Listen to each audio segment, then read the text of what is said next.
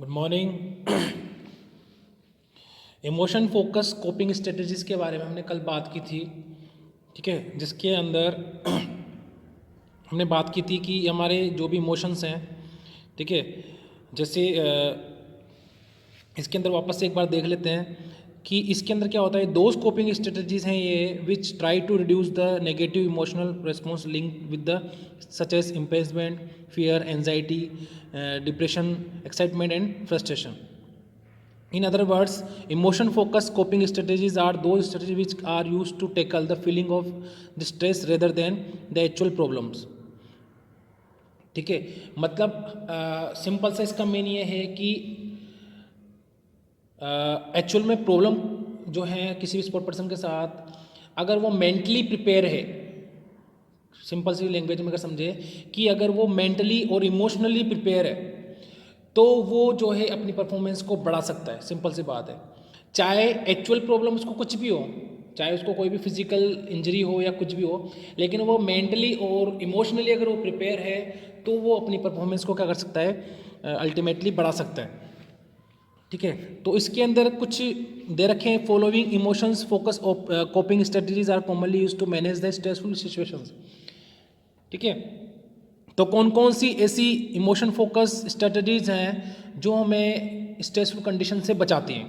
पहला दे रखा है डेनियल ऑफ रियलिटी। ठीक है, तो इसके अंदर क्या दे रखा है, sport person face various stressful situations in their life, the managing और reduce the intensity to stressful situation they deny the reality. Deny मतलब कम करना, denial of reality.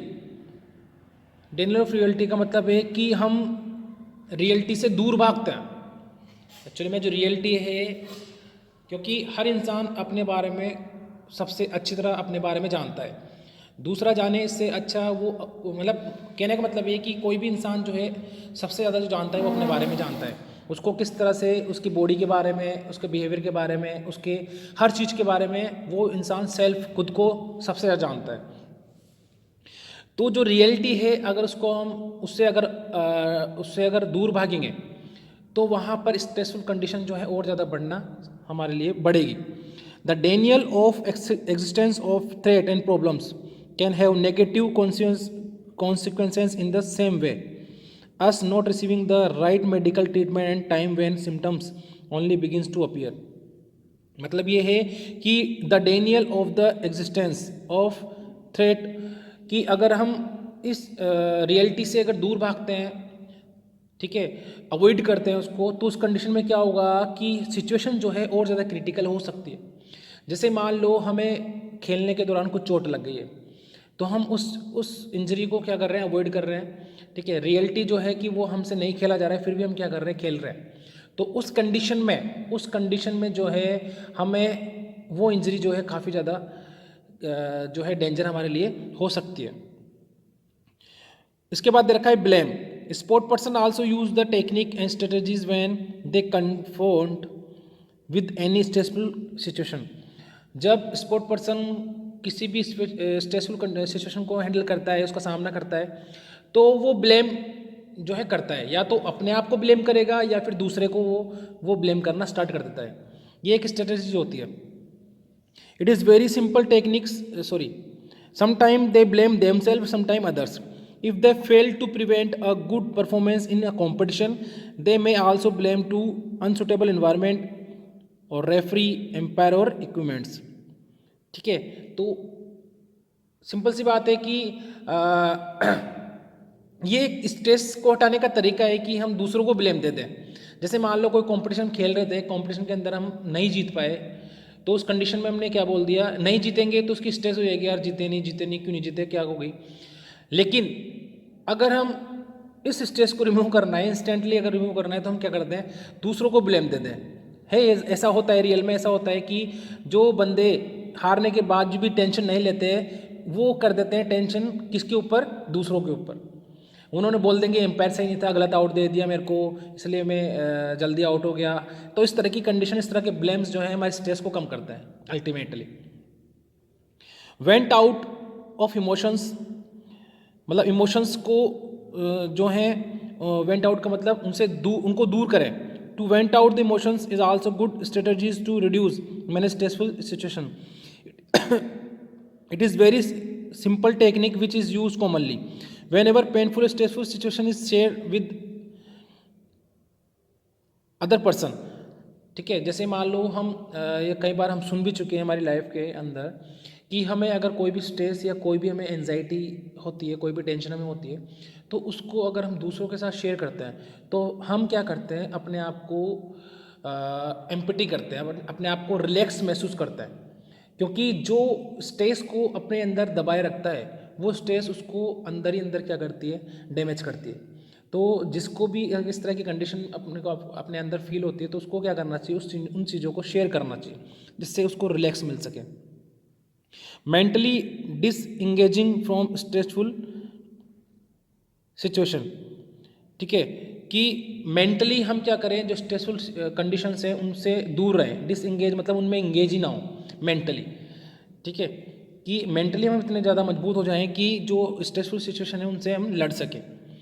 This is one of the best techniques or strategies to reduce the intensity of stressful situation. That is why most of sport person choose a mentally disengage from stressful situation by oversleeping.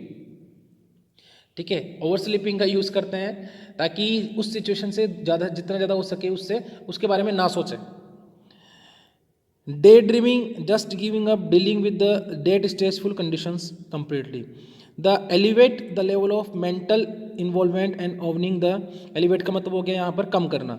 जो हमारे दिमाग का जो involvement है उस condition को सोचने के लिए, कि उसी जैसे मान लो कहीं हम कोई मैच हार गए तो उस कंडीशन को बार बार हम सोचे जा रहे हैं, तो उसको सोचने की जगह हम मेंटली क्या कर ले, इसको एलिवेट कर ले, इसको रिड्यूस कर ले. हम सोचे ही नहीं इसके बारे में कि भाई हो गया, होना तो जो हो गया, अब क्या करना है, नेक्स्ट का सोचो.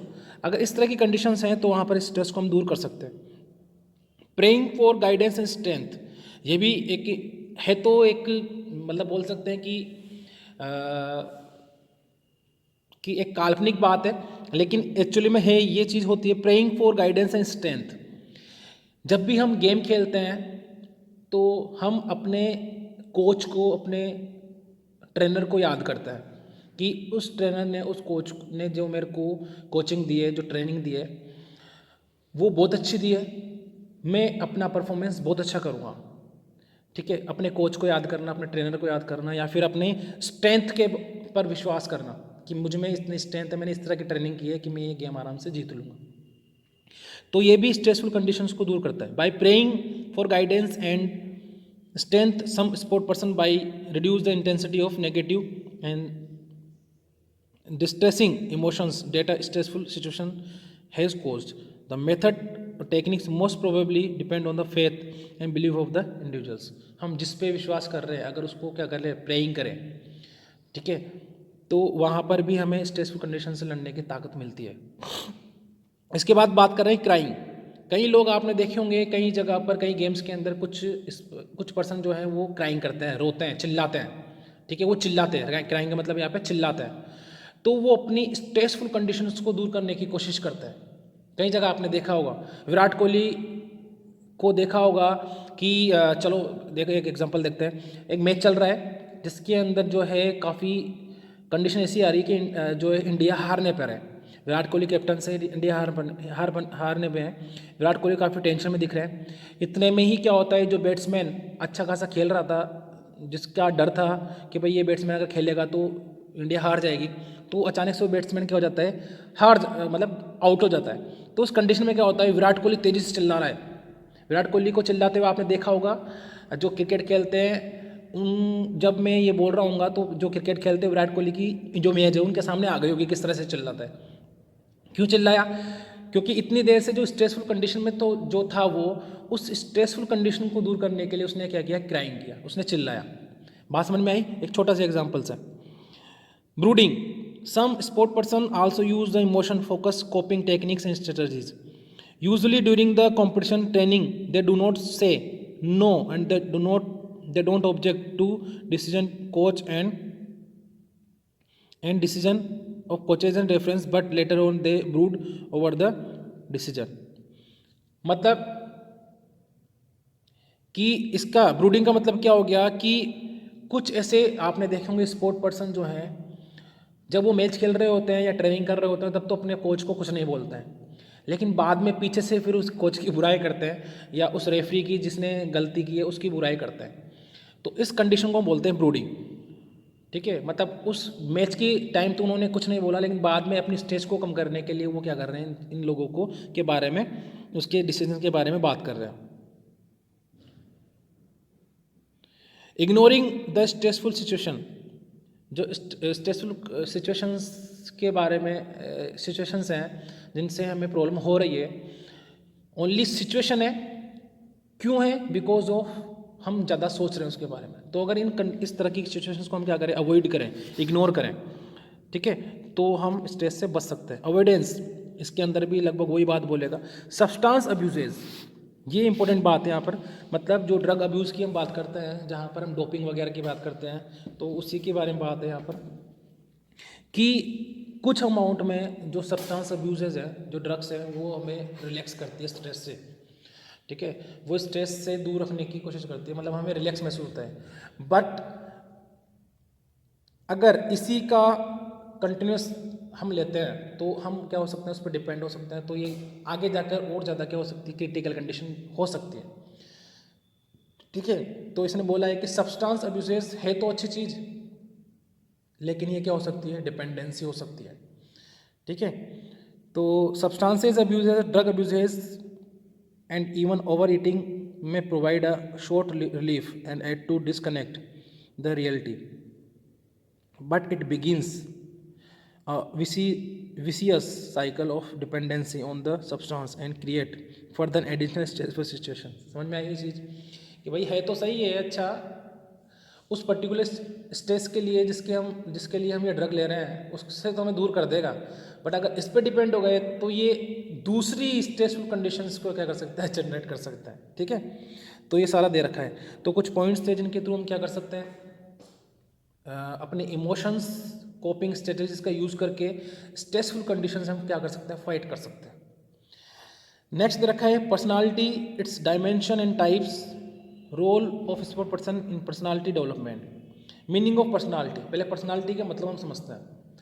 आजकल हर इंसान की ज़बान पर ये वर्ड रहता है पर्सनालिटी, कि अपनी पर्सनालिटी को किस तरह से डेवलप करे, और हर इंसान चाहता भी है कि मेरी पर्सनालिटी इस तरह की हो कि मुझे लोग जाने। ठीक है, मुझे लोग जाने, मेरी पर्सनालिटी इस तरह से हो, चाहे वो फिजिकल हो चाहे मेंटली हो। कई लोगों को लोग इसलिए जानते हैं, इसलिए पसंद करते हैं क्योंकि उनकी फिजिकल पर्सनालिटी काफ़ी अच्छी है। कई लोगों को लोग इसलिए पसंद करते हैं because of they have mental personality, emotional, behavioural personality. कई लोगों को आपने देखा होगा कि शक्ल सूरत इतनी अच्छी नहीं है, लेकिन उनका बिहेवियर, उनका बिहेवियर, उनका कम्युनिकेशन, टॉकिंग ऑफ वे, ठीक है, वो काफ़ी अच्छा है। इस वजह से उनकी पर्सनालिटी से कई लोग इंप्रेस होते हैं। और कई लोग ऐसे होते हैं जिनको कम्युनिकेशन इतना अच्छा नहीं है, लेकिन उनकी पर्सनालिटी, उनकी फिजिकल पर्सनालिटी इतनी अच्छी है, उनका फेस कट, उनका बॉडी स्ट्रक्चर, उनका हेयर स्टाइल, मतलब बहुत सारी चीज़ें ऐसी होती हैं जो उनको अफेक्ट करती है। तो पर्सनालिटी जो है बोल सकते हैं कि मेंटली और फिजिकली दोनों ही तरह से अपने आप को शो करने का एक तरीका है। ठीक है, पर्सनालिटी का मतलब ये नहीं है कि अच्छे कपड़े पहन लिए और अच्छी शक्ल है तो जो है पर्सनालिटी उसकी शो हो जाएगी। पर्सनालिटी जो है फिजिकल और मेंटली दोनों तरीके से बेटर होनी चाहिए। The word personality is drive from Latin word persona which means mask. Mask was born by various actors in dramas in days of ancient Greek civilization. Personality use means that an individual is much more than in outer appearance. An individual is much more than his outer appearance.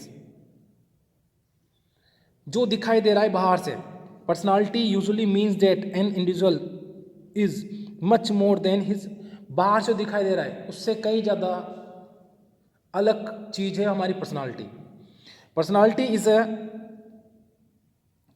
Is a dynamic, energetic and organise set of characteristics possessed by a person.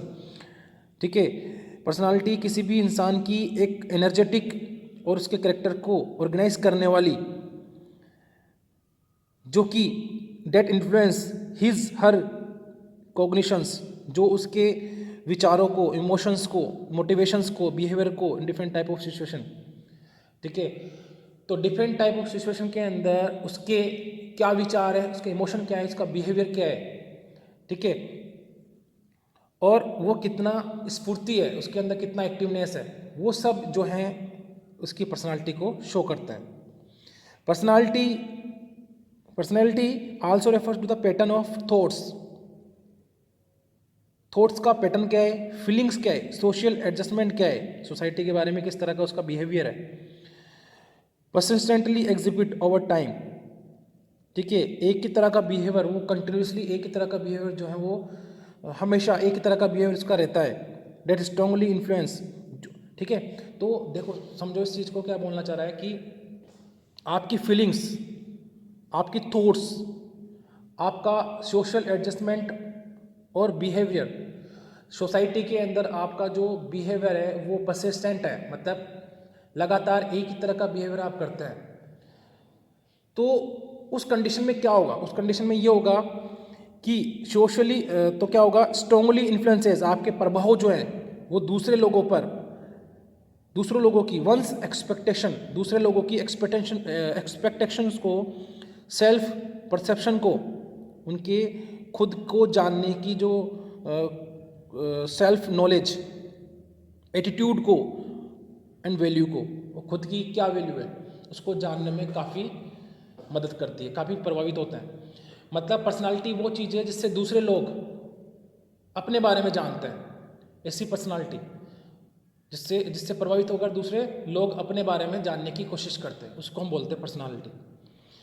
Till no there is no universal consensus on the definition of personality in psychology। तो कुछ अलग अलग scientist, अलग अलग लोगों ने जो है पर्सनालिटी, साइंटिस्ट नहीं सॉरी, लोगों की बात करते हैं, अलग अलग लोगों ने अलग अलग तरह से जो है पर्सनालिटी को जो है डिफाइन किया है। तो सबसे पहले अकॉर्डिंग टू मुन, personality is the most characteristics integration of individuals structures, mode of interest, attitude, behaviour, capacity, ability और एप्टीट्यूड।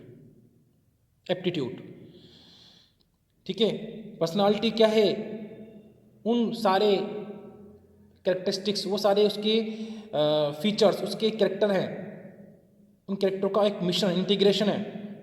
जैसे उसकी बॉडी की स्ट्रक्चर कैसी है, उसका इंटरेस्ट किस में है, उसका एटीट्यूड किस तरह का है, बिहेवियर, कैपेसिटी क्या है उसकी, एबिलिटी क्या है उसकी, एप्टीट्यूड, उसकी नॉलेज कितनी है, ये सारी उसके पर्सनालिटी को शो करते हैं। अकॉर्डिंग टू मॉर्टन प्रिंस, इन्होंने बोला personality is the sum total of all biological innate dispositions, उसकी सोच, इम्पल्सेस, टेंडेंसीज, उसकी प्रवृत्ति क्या है, और एपेटाइटिस, उसका एपेटाइटिस मतलब जानने, जिज्ञासु, एपेटाइटिस का मतलब होता है ऐसे जनरली भूख, उसकी किस चीज़ में नॉलेज है, वो क्या जानना की कोशिश करता है, और instinct of individuals and the deposition and tendency acquired by experience, और जिसकी सोच और जिसकी प्रवृत्ति जो है वो एक्सपीरियंस से उसने एक्वायर्ड की है। तो ये सारे मिश्रण, इन सब का मिश्रण क्या कहलाता है, पर्सनालिटी कहलाता है। According to Allport, personality is the dynamic organisation of those psychophysical, psycho मतलब मेंटली और physically system that determine the individual's adjustment of his environment, determine and individual's adjustment of, जो उसको अपने ही चार तरफ के एनवायरनमेंट में रहने लायक एडजस्ट करता है। ठीक है, समझ में आ रहा है। तो पर्सनालिटी, इसने क्या बोला, पर्सनालिटी किसी भी इंसान का वो साइकोफिजिकल सिस्टम है जिसके थ्रू वो अपने चार तरफ के एनवायरनमेंट में एडजस्ट करता है, जिसको अपने चार तरफ के एनवायरनमेंट के अंदर वो एडजस्ट करता है, जिसको चार तरफ के एनवायरनमेंट जो है अच्छी तरह जानता है, या वहाँ पर वो अच्छी तरह सर्वाइव कर रहा है। According to MC Dougall, personality is a synthetic unity of all mental and physical function in their intimate interplay।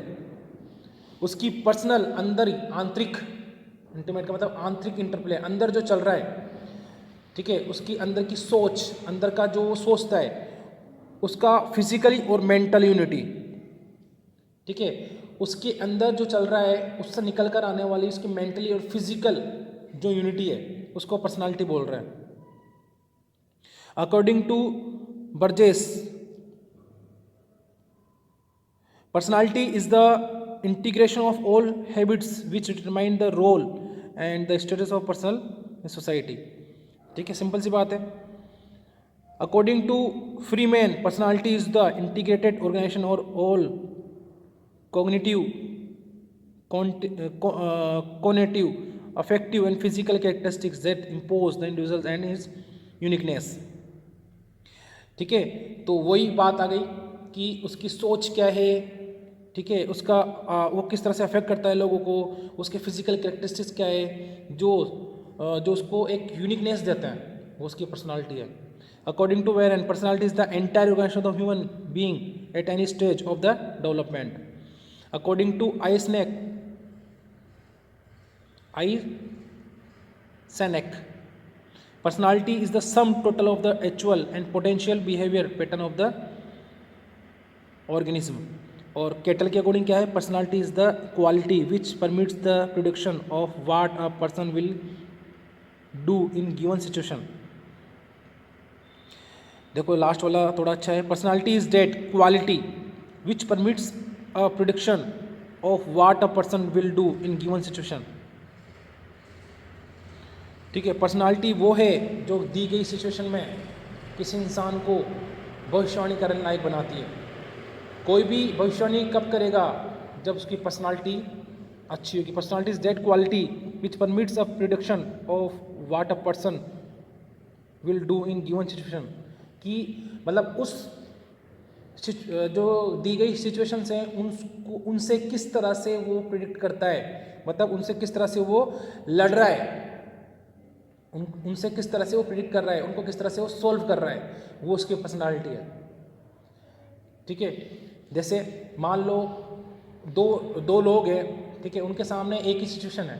एक तो अपनी सूझबूझ से जो है उस सिचुएशन से बाहर निकल जाता है, और एक जो है उस सिचुएशन से अंदर घुस जाता है और उस सिचुएशन से काफ़ी स्ट्रेसफुल कंडीशन में आता है।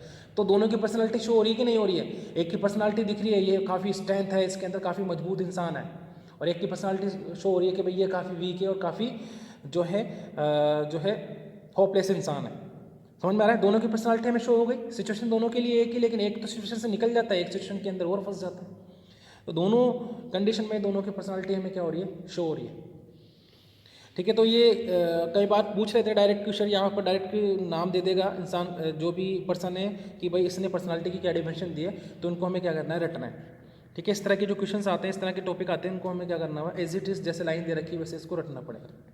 ओके, चलो, थैंक यू।